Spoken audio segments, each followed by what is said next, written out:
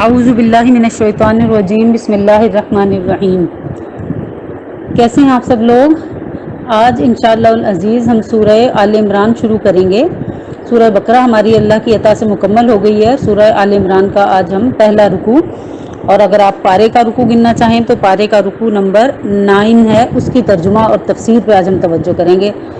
اللہ تعالیٰ سے دعا ہے کہ وہ ہمیں اس کا صحیح فہم عطا فرمائے۔ تو سورہ آل عمران کی تفسیر سے پہلے ایک چھوٹی سی بات آپ سن لیجئے کہ در حقیقت اس سورت کی پہلی جو 80-90 آیات ہیں نا، وہ نجران سے ایک وفد آیا تھا عیسائیوں کا، تو ان کے ساتھ نبی پاک صلی اللہ علیہ وسلم کا مناظرہ مجادلہ، بحث و مباحثہ دین کے بارے میں، جو وہ سوالات کرتے تھے ان کے بارے میں۔ تو جو 80-90 آیات ہیں نا، بس بیک گراؤنڈ آپ ان کے بارے میں یہی رکھیے گا کہ یہ اسی سلسلے کی جو باتیں ہیں نا وہ ان آیات میں بتائی گئی ہیں۔ تو تھوڑا سا میں آپ کو اس کی بیک گراؤنڈ بتا دوں کہ نجران کے جو ہے نا وہ 60 عیسائیوں کا ایک وفد جو تھا، وہ بڑے وہاں کے ان کے اپنے جو کرسچن تھے، بڑے معزز اور جو موقع جن کی قدر کی جاتی تھی ان پہ مشتمل تھا۔ تو وہ نبی پاک صلی اللہ علیہ وسلم کی خدمت میں حاضر ہوا۔ تو اس میں سے 3 شخص جو تھے نا وہ بہت فقیہ سمجھے جاتے تھے بلحاظ رائے اور تدبر کے، اور ایک ان میں جو تھے نا وہ ابو حارثہ بن علقمہ تھے، جو مذہبی اعتبار سے بڑے عالم اور لاٹ پادری ہونے کے علاوہ عام شہرت اور امتیاز بھی رکھتے تھے۔ یہ جو تیسرے شخص تھے نا، پہلے 2 شخص جو تھے ان میں عبد المسیح عاقب اور دوسرے کا نام ہے ایم السید، اور تیسرا جو ہے یہ ابو حارثہ بن علقمہ ہے۔ تو یہ جو تیسرے شخص تھے نا، یہ عرب کے مشہور قبیلہ بنی بکر بن اوائل سے تعلق رکھتے تھے، پھر یہ پکے نصرانی تھے۔ تو سلاطین جو روم تھے نا، انہوں نے ان کی مذہبی خدمات اور ان کے شرف اور ان کی مقبولیت کو دیکھتے ہوئے نا بڑی ان کی عزت اور تکریم کی، پھر بے شمار مالی امداد ان کی پھر ان کے لیے گرجے گھر بہت سارے تعمیر کر دیے، مذہبی امور کے جو اعلیٰ منصب ہوتے ہیں ان پر انہیں مامور کیا۔ تو یہ جو وفد تھا، ظاہر ہے کہ ان کے آپ کہہ لیں نا، جیسے ہم یہاں اپنے کریم لوگوں کی بات کرتے ہیں کہ جن کے ہاتھوں میں بہت ساری باغ دوڑ ہوتی ہے نا، تو ان کو ہم کہتے ہیں نا ملک کی کریم ہے۔ تو یہ ان لوگوں کی کریم تھی جو نبی پاک صلی اللہ علیہ وسلم کی خدمت میں حاضر ہوئی تھی، اور متنازع فی مسائل میں حضور سے انہوں نے گفتگو بھی کی، جیسے توحید کے بارے میں۔ ظاہر ہے بیسک تو فرق ان کا اور ہمارا توحید کا ہی تھا کہ وہ عقیدہ توحید سے نابلد ہیں۔ تو جو سورہ آل عمران کا ابتدائی حصہ جو ہے نا، تقریباً 80-90 آیات تک اسی واقعے کے بارے میں نازل ہوا ہے۔ اور عیسائیوں کا پہلا اور بنیادی عقیدہ یہ تھا کہ حضرت مسیح علیہ السلام یا تو خدا ہیں، یا خدا کے بیٹے ہیں، یا 3 خداؤں میں سے ایک ہیں۔ یہی 3 باتیں مانتے ہیں نا نصارہ۔ تو اس سورت کی جو پہلی آیت ہے نا، وہی اللہ تعالیٰ نے توحید کے بارے میں نازل فرما دی۔ اور پھر آپ دیکھیں گے کہ کیونکہ میں نے آپ کو بیک گراؤنڈ بتا دیا ہے، تو توحید کے عقیدے کے بارے میں ان کی بحث چل رہی تھی۔ تو عیسائیوں کا جو دعویٰ تھا، اللہ تعالیٰ کی جب اس میں صفات بیان ہوئی، تو عیسائیوں کا جو دعویٰ تھا کہ وہ 3 میں کا تیسرا ہے، یا خدا ہے، یا خدا کا بیٹا ہے، یہ سارے باطل قرار پائے۔ چلیے تھوڑی سی اب ہم پہلے عربی کی تلاوت کرتے ہیں، پھر میں آپ کو اس کی تفسیر بتاتی ہوں۔ الف لام میم، یہ حروف مقطعات آ گئے جن کی جو ہے نا کوئی ترجمہ یا تفسیر جو ہے وہ نہیں ہوتی، نہ ان کے معنی کے پیچھے پڑنا چاہیے، نہ ان کے معنی کوئی جانتا ہے۔ بس یہ ان کے معنی جو ہیں وہ اللہ اور اس کے رسول کے درمیان ایک بھید ہیں۔ اللہ نے رسول کو بتایا، اور رسول صلی اللہ علیہ وسلم نے آگے اس کو نہیں بتایا، تو کسی کو اس کے بارے میں کچھ معلوم نہیں ہے۔ بس یہ اللہ اور اس کے رسول کے بیچ کا راز ہے۔ اللہ لا الہ الا ہوا الحی القیوم، اللہ کہ اس کے سوا کوئی معبود نہیں ہے، زندہ ہے، سب کا تھامنے والا ہے۔ حی القیوم سے پتہ لگ گیا نا۔ اب وہ ظاہر ہے کہ وہ عیسائیوں حی القیوم جب آ گیا تو اس دعوے کی خاص طور پہ جو ابطال کرنے والی بات آ گئی، یعنی ان کا دعویٰ باطل ٹھہرے جو انہوں نے حضرت عیسیٰ کے متعلق کہا تھا کہ وہ خدا ہیں۔ تو اللہ تعالیٰ کے نبی نے دوران مناظرہ ان سے فرمایا کہ کیا تم نہیں جانتے کہ اللہ تعالیٰ حی یعنی زندہ ہے، جس پر کبھی موت نہیں طاری ہو سکتی۔ اسی نے تمام جو باقی کی تمام جو مخلوقات ہیں ان کو وجود عطا کیا ہے، اور سامان بقا پیدا کر کے ان کو اپنی قدرت کاملہ سے تھام رکھا ہے۔ اب حضرت عیسیٰ علیہ السلام کو اگر تم سمجھتے ہو خدا، تو ان پہ تو یقیناً موت اور فنا کر رہے گی۔ اور ظاہر ہے کہ جو شخص خود اپنی ہستی کو برقرار نہ رکھ سکے تو دوسری مخلوقات کی ہستی کو کیا برقرار رکھ سکتا ہے۔ نصارہ نے سن کر اقرار کیا کہ ہاں ٹھیک ہے، بے شک آپ صحیح کہتے ہیں۔ شاید انہوں نے غنیمت سمجھا کہ جو ہے وہ حضرت عیسیٰ پہ فنا تو ضرور آئے گی، اگر جواب نفی میں دیا تو آپ ہمارے عقیدے کے موافق حضرت عیسیٰ کو عرصہ ہوا موت آ چکی ہے، تو ان کے عقیدے کے مطابق موت آ چکی ہے نا، ہمارے عقیدے کے مطابق تو نہیں آئی نا، وہ ان کا رفع ہو گیا تھا، انہیں اٹھا لیا گیا تھا آسمانوں پہ، وہ قیامت سے پہلے آئیں گے اور آ کے اپنی طبعی عمر پوری کریں گے۔ بہرحال اب یہ جو عیسائی تھے تو یہ اس بات میں جب لاجواب ہو گئے کہ اللہ تعالیٰ حیو ہے، قیوم ہے، ہمیشہ زندہ رہنے والا ہے، قائم رہنے والا ہے، حضرت عیسیٰ کو یہ بات حاصل نہیں ہے، ان کے عقیدے کے مطابق تو وہ مر بھی گئے ہیں، اور تو اگر کوئی شخص اپنی ذات کی جو ہے وہ استقامت نہ رکھ سکے تو اس کا مطلب ہے وہ خدا ہی نہیں ہے۔ اللہ تعالیٰ ہے نا، شروع سے اور آخر تک رہے گا، وہی رہے گا، سب کچھ فنا ہو جائے گا لیکن خدا کی ذات زندہ رہے گی۔ تو اب جو ہے نا وہ نبی پاک صلی اللہ علیہ وسلم نے اگلی جو آیتیں تھیں وہ انہیں بتانا شروع کی کہ نزل علیک الکتابہ، اتاری تجھ پر کتاب، بالحق مصدقا لما، سچی تصدیق کرنے والی ہے، بین یدیہ، اگلی کتابوں کی، وانزل التوراۃ، اور اتارا توریت کو، والانجیل، اور انجیل کو، من قبل ھدی للناس، اس کتاب سے پہلے لوگوں کی ہدایت کے لیے، وانزل الفرقان، اور اتارے فیصلے۔ ہدایت کے لیے کیسے؟ کہ اگلی کتابوں کی جو تصدیق ہے وہ قرآن پاک کرتا ہے کہ اگلی کتابوں میں بھی، توریت اور انجیل وغیرہ میں بھی پہلے سے قرآن اور اس کے لانے والے کی طرف لوگوں کی رہنمائی وہ کر رہی تھی، یعنی اللہ تعالیٰ کی ذات کی جو ہے وہ توحید، جو اللہ تعالیٰ کی ذات کا خاصہ ہے کہ وہ یکتا ہے، اکیلا ہے، تو یہ کتابیں بھی توحید کے بارے میں ہی تھی۔ پھر یہ کتابیں قرآن اور اس کے لانے والے یعنی قرآن اور اللہ کے بارے میں لوگوں کی رہنمائی پہلے سے ہی کر رہی تھی کہ ایک مناسب وقت پہ جو ہے نا یہ قرآن آئے گا اور اس کے احکامات آئیں گے۔ لیکن جو الوہیت کا یہ عقیدہ عیسائیوں نے قائم کر رکھا ہے کہ حضرت عیسیٰ کو جو ہے نبی کی بجائے جو ہے وہ الوہیت اللہ کے درجے پہ پہنچا دی ہے، تو وہ کسی آسمانی کتاب میں موجود نہیں تھا۔ اس کی وجہ کیا تھی؟ کیونکہ اصل دین، اصول دین جو ہے نا، اس کے اعتبار سے تمام کتب سماویہ جو ہے نا، آسمانی جو کتابیں ہیں، وہ متفق اور متحد ہیں۔ کسی کتاب میں بھی مشرکانہ عقائد کی تعلیم کبھی بھی نہیں دی گئی، اور ہر زمانے کے مناسب ایسی چیزیں اللہ تعالیٰ نے اتاری جو حق و باطل، حلال حرام، جھوٹ سچ کے درمیان فیصلہ کرنے والی ہوں۔ اس میں قرآن کریم بھی شامل ہے، آسمانی کتب بھی شامل ہے، معجزات انبیاء بھی شامل ہیں، اور جن مسائل میں یہود و نصارہ آپس میں جھگڑتے چلے آ رہے تھے، ان کا اختلاف کا فیصلہ بھی قرآن کے ذریعے کر دیا گیا۔ ان الذین کفروا، بے شک جو لوگ منکر ہوئے بھی آیات اللہ کی آیتوں سے، لہم عذاب شدید، ان کے واسطے عذاب سخت ہے، واللہ عزیز ذو انتقام، اور اللہ تعالیٰ زبردست بدلہ لینے والا ہے۔ یعنی کیا ہے کہ ایسے مجرموں کو سزا دیے بغیر نہیں چھوڑے گا، نہ وہ اس کے اقتدار سے چھوٹ کر کہیں بھاگ سکیں گے۔ تو اب ظاہر ہے کہ اس میں جو حضرت مسیح کے الوہیت کا جو ان کا عقیدہ تھا، یا ان کے، آپ سادہ لفظوں میں آپ یہ سمجھ لیں کہ حضرت مسیح کو جو خدا ماننے کا ان کا عقیدہ تھا، تو اس کی طرف لطیف اشارہ ہو گیا نا۔ اب وہ جو وفد آیا ہوا ہے نجران سے، اسی کے ساتھ یہ ساری باتیں ہو رہی ہیں نا، تو اللہ تعالیٰ نے ایک لطیف اشارہ کر دیا ہے کہ کیونکہ جو اختیار اور اقتدار کلی خدا کے لیے ثابت کیا گیا ہے، ظاہر ہے وہ مسیح میں نہیں پایا جاتا، بلکہ نصارہ کا تو اپنا عقیدہ یہ ہے کہ حضرت مسیح کسی کو سزا تو کیا دے سکتے تھے، خود اپنے آپ کو باوجود سخت ضرورت کے ظالموں کے پنجے سے نہ چھڑا سکے، پھر خدا یا خدا کا بیٹا کیسے بن سکتے ہیں؟ پھر ذرا سوچیے کہ بیٹا تو وہی کہلاتا ہے نا جو باپ کی نوع سے ہو، باپ کی نسل سے ہو، لہذا خدا کا بیٹا خدا ہی ہونا چاہیے تھا نا۔ ایک عاجز مخلوق جو حقیقتاً قادر مطلق کا بیٹا اگر اس کو کہا جائے تو باپ اور بیٹے دونوں پہ سخت عیب لگانا ہے۔ اللہ تعالیٰ ہمیں معاف کرے۔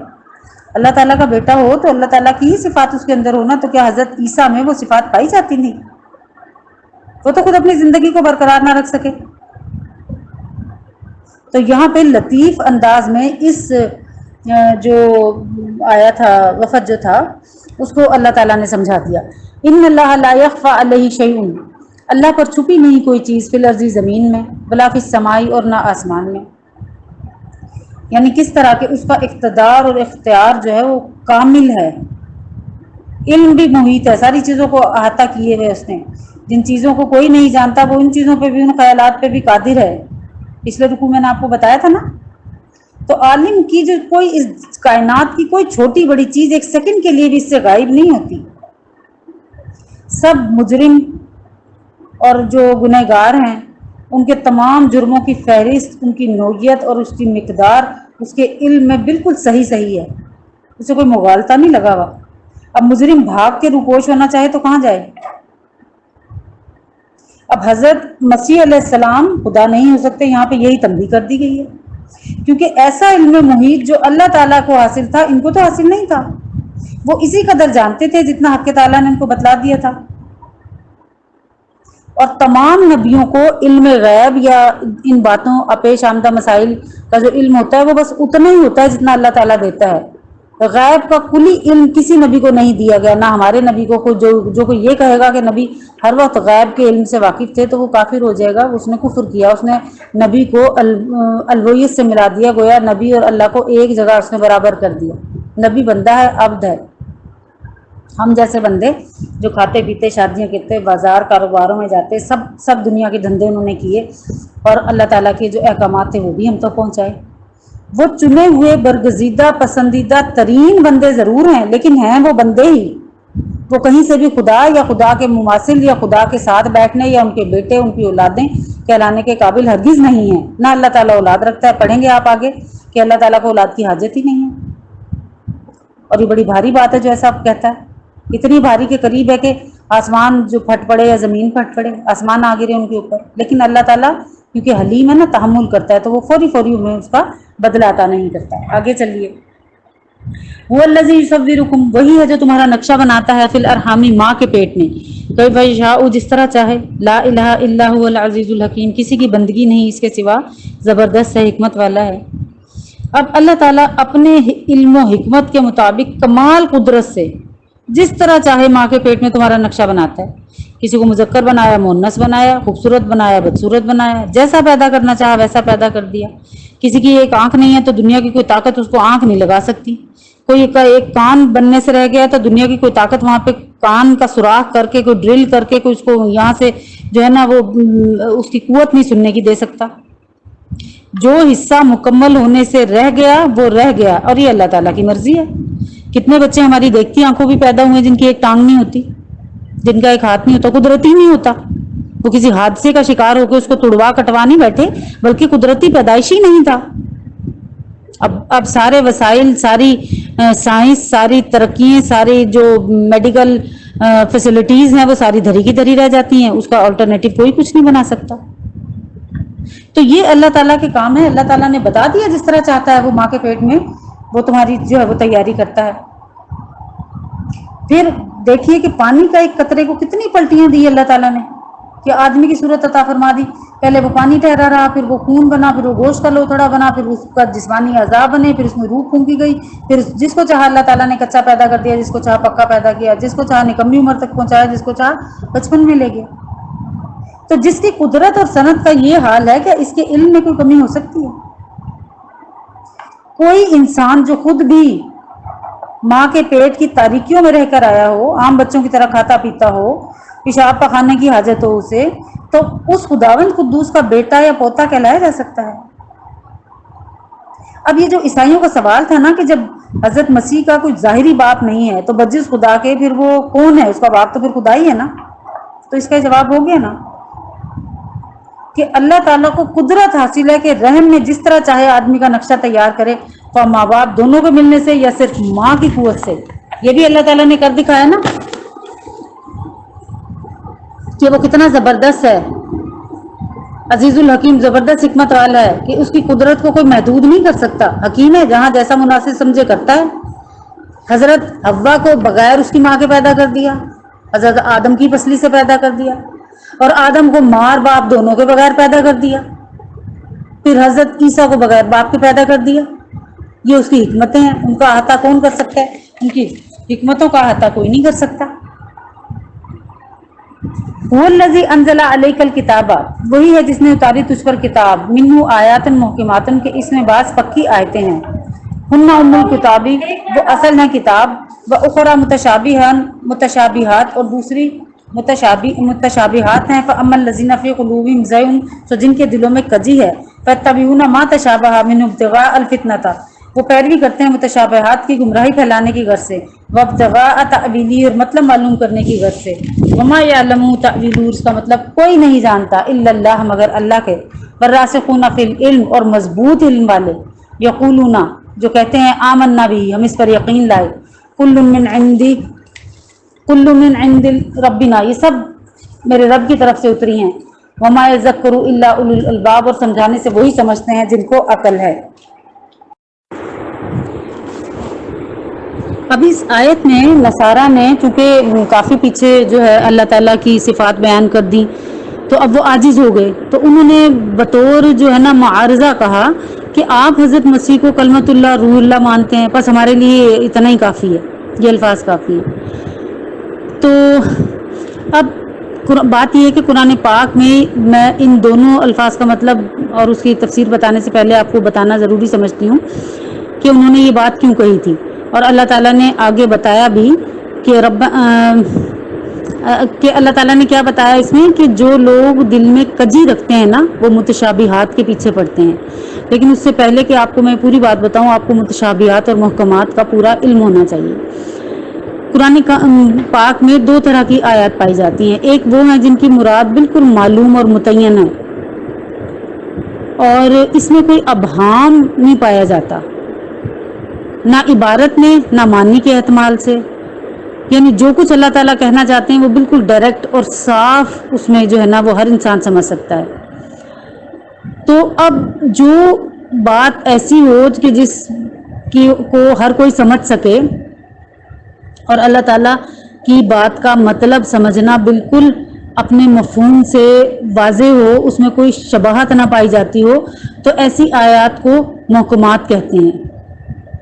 محکم مطلب پکی آیتیں، اور فی الحقیقت کتاب کی ساری تعلیمات جو ہے نا، کتاب اللہ کی، جو اللہ تعالیٰ کی کتاب یعنی قرآن پاک کی ساری تعلیمات کی جڑ اور اصول یہی آیات ہوتی ہیں۔ یہ دوسری قسم کی آیات ہیں، وہ متشابہات کہلاتی ہیں۔ اب ان کی مراد اور معنی جو ہے نا وہ معلوم اور متعین کرنے میں کچھ اشتباہ پایا جاتا ہے، تو اب وہ جو اشتباہ پایا جاتا ہے نا، تو پھر اس کا مراد اور معنی جو ہے وہ کیسے معلوم کیا جائے، اس کا صحیح طریقہ یہ ہے کہ اس کو دوسری قسم کی جو آیات ہے نا، جو پہلی قسم کی آیات ہیں محکمات، ان کی طرف رائج کر کے دیکھا جاتا ہے کہ اگر ان محکم آیات کے خلاف اس کے معنی پڑھیں تو ان معنوں کو بالکل رد کر دیا جاتا ہے، اس کی قطعاً نفی کی جاتی ہے، اور اللہ تعالیٰ یعنی متکلم جو یہ کلام کر رہا ہے، ظاہر اللہ تعالیٰ کلام کر رہا ہے نا، تو اس کی مراد وہ سمجھی جائے گی جو آیات محکمات کے مخالف نہ ہو، گویا جو پکی آیات ہیں ان کے زیر سایہ ان آیات کا مطلب تلاش کیا جاتا ہے۔ اور اگر باوجود اجتہاد اور صحیح بلیغ کے بھی اللہ تعالیٰ کی پوری مراد پوری کی پوری اس کی تعین نہ کر سکیں کہ کیا اس کا مطلب ہے، تو پھر یہ نہیں کرنا چاہیے کہ اپنے آپ کو مبلغ، مفسر اور بہت بڑا عالم بنانے کی خاطر جو ہے وہ حد سے گزر جائے اور اس کا کوئی نہ کوئی معنی جو ہے وہ تلاش کر کے لایا جائے، جیسے میں نے حروف مقطعات کے بارے میں کہا ہے۔ تو جہاں قلت علم اور ہماری جو استطاعت میں جو کمی ہے، ظاہر ہم اللہ تعالیٰ کی طرح تو نہیں ہے نا، عالم ہم بھی ہو سکتے ہیں، عالم ہونا اللہ تعالیٰ کی صفت بھی ہے، لیکن ہمیں کتنا علم ہے، جتنا اللہ نے دیا بس اتنا تھوڑا سا، اللہ تعالیٰ والا علم تو نہیں ہے نا، تو بہت سے حقائق پر ہمیں دسترس حاصل نہیں ہوتی، کتنا کچھ ابھی دنیا میں ڈسکور ہونا باقی ہے، اور کتنا کچھ ہو گیا اور کتنا نامعلوم کتنا پوشیدہ ہے، تو بس ان آیات کو، ان لفظوں کو بھی اسی فہرست میں شامل کر لیں کہ ہماری یہ سمجھ سے باہر ہیں، تو ایسی تعویلات اور ایسا ہیر پھیر نہ کریں جو مذہب کے مسلمہ اصولوں اور آیات جو محکم ہے نا، پکی جو آیات ہیں جو قرآن پاک کی اصل جڑوں ان کے خلاف نہ ہو۔ مثال کے طور پہ حضرت مسیح علیہ السلام کی نسبت اللہ تعالیٰ نے تصریح کر دی ہے نا کہ ان هو الا عبد انعمنا علیہ، وہ ایک بندہ ہے جس پر ہم نے انعام کیا، کیا انعام کیا، یعنی اس کو نبوت عطا کی۔ یا ایک اور جگہ آپ پڑھیں گے ان مثل عیسیٰ عند اللہ کمثل آدم خلقہ من تراب، اللہ کے نزدیک عیسیٰ کی مثال کیسی ہے، جیسے آدم کی کہ اس کو پیدا کیا مٹی سے۔ یا ایک اور جگہ فرمایا کہ ذالک عیسیٰ ابن مریم قول الحق الذی فیہ یمترون ما کان للہ ان یتخذ من ولد سبحانہ، کہ عیسیٰ بن مریم جو ہیں سچی بات کہ جس میں وہ شک کرتے ہیں، لیکن اللہ کے لیے یہ بات نہیں ہے، یا اللہ کے لائق نہیں ہے کہ وہ اولاد بنا لے اپنی. سبحانہ، وہ تو پاک ہے، اس کی ذات ان باتوں سے پاک ہے. تو اب اس میں جگہ جگہ جگہ جگہ جو عیسائیوں کا عقیدہ تھا کہ نبی وہ حضرت عیسیٰ کو خدا مانتے تھے، تو ان کی الوہیت اور جو اللہ تعالیٰ کے ساتھ برابر بٹھانے کا جو انہوں نے ابنیت، یا کہہ لیں کہ بیٹا بھی ایک جگہ وہ مانتے ہیں، ان کے بھی کئی گروپ ہیں، تو وہ بیٹا مانتے ہیں اللہ تعالیٰ کا، تو اس کا رد کر دیا نا اللہ تعالیٰ نے اپنی ان قرآن پاک کی آیتوں میں. اب وہ ساری ان محکم آیات سے تو آنکھیں بند کر لیں، اور جہاں پہ اللہ تعالیٰ نے کلمت اللہ اور روح اللہ کہا ہے، وہاں پہ اس بات کو پکڑ کے بیٹھ جائیں کہ اللہ تعالیٰ کا کلمہ ہے، یہ اللہ تعالیٰ کی روح ہے، اس کا مطلب اللہ تعالیٰ کا بیٹا ہے، یہ اللہ تعالیٰ نے اپنی روح اس کے اندر ڈالی ہے. یہ لفظی معنی انہوں نے نکالنے کی کوشش کی ہے نا. تو اب ایسے متشابہات کو جو لے دوڑے، اور اس کے جو اصل معنی ہے جو محکم آیاتوں میں کلیئر کٹ اللہ تعالیٰ نے بتا رکھے ہیں، مگر پھر بھی وہ ان چیزوں کے پیچھے دوڑے، تو وہ کیا ہے؟ یہ کجروی اور ہٹ دھرمی ہے. تو ایسے لوگ جو ہیں وہ قاسی القلب ہوتے ہیں، مغالطہ دیتے ہیں لوگوں کو اور لوگوں کو گمراہی میں پھنسا دیں. کمزور عقیدہ والے جن کا یقین جو ہے نا وہ ڈگمگاتا رہتا ہے، ایسے متشابہات سے اپنی رائے اور اپنی جو خواہش ہوتی ہے اس کے مطابق کھینچتان کے مطلب نکالنا چاہتے ہیں، حالانکہ ان کا صحیح اور درست مطلب صرف اللہ تعالیٰ ہی کو معلوم ہے. وہ اپنے کرم سے جس کو جس قدر حصے پہ آگاہ کرنا چاہتا ہے کر دیتا ہے. اور کس کو آگاہ کرتا ہے؟ جو مضبوط علم والے ہوتے ہیں، راسخون فی العلم ہے نا، مضبوط علم والے. وہ محکمات اور متشابہات سب کو حق جانتے ہیں، اور انہیں یقین ہے کہ دونوں قسم کی آیات ایک ہی سرچشمہ سے آئی ہیں. اس لیے وہ متشابہات جو آیتیں ہوتی ہیں، متشابہ جو آیتیں ہوتی ہیں، ان کو محکمات کی طرف لوٹا کر مطلب سمجھتے ہیں، اور جو حصہ ان کا دائرۂ فہم سے باہر ہوتا ہے اسے اللہ پر چھوڑ دیتے ہیں اور کہتے ہیں کہ اللہ بہتر جانے. بہت ساری تفاسیر میں آپ لکھا دیکھیں گے کہ واللہ عالم لکھا ہوا ہوتا ہے. اپنی رائے دینے کے بعد وہ لکھتے ہیں کہ واللہ عالم، اللہ بہتر جانتا ہے کہ اس بات کا صحیح درست مطلب کیا ہے. پھر اللہ تعالیٰ نے کہا کہ جو ربنا لا تزغ قلوبنا، اے رب نہ پھیر ہمارے دلوں کو بعد اذ ہدیتنا، جب تک ہم کو ہدایت کر چکا، وہب لنا من لدنک رحمتا، اور عنایت کر ہم کو اپنے پاس سے رحمت، انک انت الوہاب، تو ہی سب کچھ دینے والا ہے. ابھی جو راسخین فی العلم ہے نا، جو اللہ تعالیٰ نے جن کے اوپر تعریف کی ہے کہ جن کو میں علم دے دوں، تو وہ اپنے علم اور علمی کمالات اور قوت ایمانی پہ مغرور نہیں ہوتے، نہ مطمئن ہوتے ہیں، بلکہ ہمیشہ اللہ تعالیٰ سے استقامت اور مزید فضل اور عنایت کے طلبگار رہتے ہیں، تاکہ جو کمائی جمع پونجی ہے وہ ضائع نہ ہو جائے. خدا کو تکبر پسند نہیں ہے نا، اور ایسا نہ ہو کہ خدا نہ کرے کہ ان کے دل سیدھے ہونے کے بعد پھر تجربی کا راستہ اختیار کر لیں. حضور پاک صلی اللہ علیہ وسلم کی ایک حدیث ہے کہ نبی پاک صلی اللہ علیہ وسلم امت کو سنانے کے لیے اکثر یہ دعا کیا کرتے تھے کہ یا مقلب القلوب ثبت قلبی علی دینک، اے دلوں کے پھیر دینے والے میرا دل اپنے دین پہ جو ہے نا وہ قائم رکھ، ثابت قدم رکھ اسے. اب یہاں جو اللہ تعالیٰ نے فرمایا کہ جو لوگ سلیم الفطرت لوگ ہوتے ہیں متشابہات کے بارے میں زیادہ تحقیق اور تفتیش نہیں کرتے، بلکہ اجمالاً ایسی آیت پر ایمان لے آتے ہیں. اور یہ بھی اللہ کا برحق کلام ہے، اگرچہ اس نے کسی مصلحت کی وجہ سے ہم کو ان کے معنی پر مطلع نہیں فرمایا. در حقیقت یہی طریقہ سلامتی اور احتیاط کا ہے. اس کے خلاف بعض لوگ ایسے ہیں جن کے دلوں میں کجی ہے، محکمات سے آنکھیں بند کر کے متشابہات کی کھوج کرید میں لگے رہتے ہیں، اپنی خواہش کے مطابق معنی نکال کے لوگوں کو مغالطے میں ڈالنا، ان کے ایمان سے کھیلنا.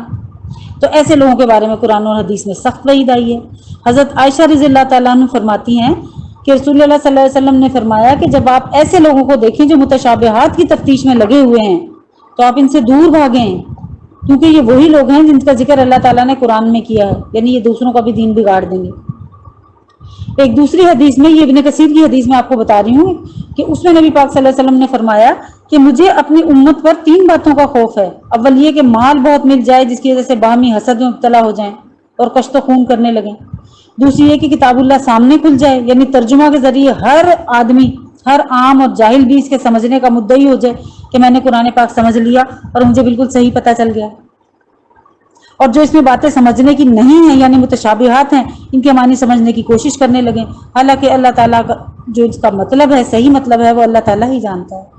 اور تیسری کیا بات ہے کہ ان میں علم بڑھ جائے تو اسے ضائع کر دیں اور علم کو بڑھانے کی جستجو چھوڑ دیں. جب علم کی جستجو ختم ہو جائے نا، علم کو بڑھانے کی جستجو ختم ہو جائے، انسان سمجھ لے کہ وہ کامل عامل اب بن گیا ہے، اس کے آگے اب کوئی جو ہے وہ ٹھہر نہیں سکتا، تو بس وہ اپنی تباہی کا انتظار کرے۔ آگے چلیے، ربنا انکا جامع الناسی، اے رب تو جمع کرنے والا ہے لوگوں کو، لیوم لا ریب فیہ، ایک دن کے جس کے آنے میں کچھ شبہ نہیں ہے، ان اللہ لا یخلف المیعاد، بے شک اللہ تعالیٰ اپنے وعدے کے خلاف نہیں کرتا۔ یعنی وہ ضرور، وہ دن جو حساب کتاب کا دن ہے، یعنی قیامت کا دن، وہ ضرور آ کے رہے گا، اور جن مسائل میں لوگ جھگڑا کرتے ہیں سب کا دو ٹوک فیصلہ ہو جائے گا، پھر ہر ایک مجرم کو اپنی اپنی کجروی ہٹ درمی کے حساب سے سزا بھگتنی پڑے گی۔ اسی خوف سے ہم ان کے راستے سے بیزار ہیں، اور اے اللہ ہم تیری رحمت کے استقامت کے طالب ہوتے ہیں۔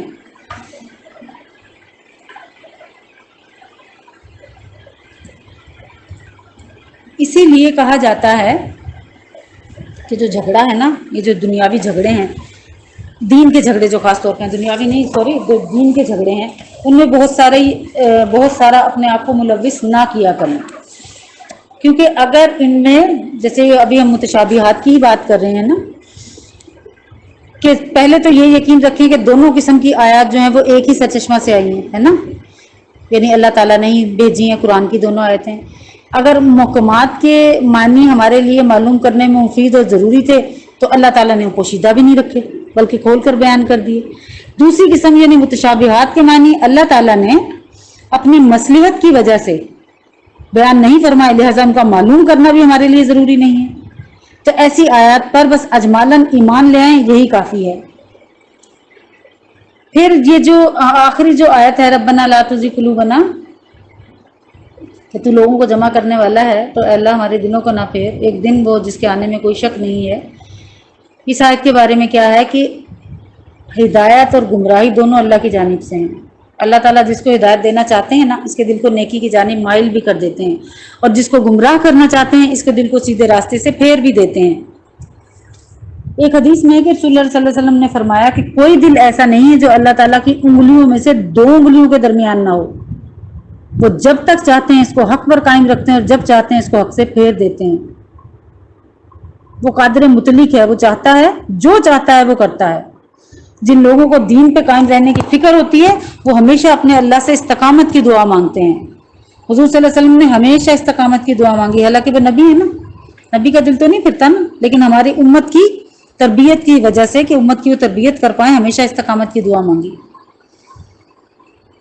یعنی اے دلوں کے پھیرنے والے، ہمارے دلوں کو اپنے دین پر قائم رکھ۔ ہم جو چھوٹی سی ایک کوشش کرتے ہیں، جو چھوٹا سا ہمارا گروپ ہے، اور ہم اپنی مختصر سی جو زندگی ہے اس کے اندر ایک کوشش میں لگے ہوئے ہیں کہ اللہ تعالیٰ ہمیں اس قرآن کو سمجھنے، عمل کرنے، اس کا صحیح فہم عطا کرنے کی جو ہے وہ میں ہماری مدد کرے۔ تو آپ دیکھیے کہ آپ لوگوں نے اس کو پڑھنا شروع کیا، ایک دن دل نہیں لگا، دو دن دل نہیں لگا، تیسرے دن آپ کا دل لگ گیا نا۔ پھر ایسے بھی جو ہے وہ سننے والے ہیں کہ اگر لیکچر لوڈ کرنے میں تھوڑا ٹائم ہو جاتا ہے، میں نہیں آپ کو سینڈ کر پاتی، یا میں بھول جاتی ہوں کہ آج منڈے ہے، تو مجھے فون کرتے ہیں، مجھے اتنی خوشی ہوتی ہے کہ اس کا مطلب ہے کسی کو انتظار تھا کہ آج سبق نہیں ملا تو کیوں نہیں ملا، اس کے دل میں اتنی طلب ہے۔ تو جس دل میں طلب ہوتی ہے نا، اللہ تعالیٰ اس کا بازو ضرور ضرور پکڑتا ہے، ضرور۔ محنت کبھی ضائع نہیں جاتی۔ اللہ تعالیٰ سے اس چیز پہ ہمیشہ، جب تک آپ کا قرآن پاک مکمل نہیں ہو جاتا، جب ہو جائے تب بھی ہمیشہ استقامت کے طلبگار رہیے۔ ایک دن جوش میں بہت سارا پڑھ لیا، 5 دن اس کے بعد اس کو کھول کے نہ دیکھا۔ جو میں آپ کو لیکچر دیتی ہوں، اس سبق کو قرآن کھول کے آپ بار بار پڑھا کیجئے، تاکہ آپ کو ساری اس کی تفسیر جو ہے وہ کسی حد تک ازبر ہو جائے، اور آپ کوئی بات کسی دوسرے کو بھی بتانے کے قابل ہو جائے۔ تو اللہ تعالیٰ مجھے اور آپ کو قرآن پاک کا صحیح فہم سمجھنے اور صحیح اس کے جو اللہ تعالیٰ کے احکامات ہیں ان پر عمل کرنے کی توفیق عطا فرمائے، آمین۔ وآخر الدعوانا ان الحمد للہ رب العالمین۔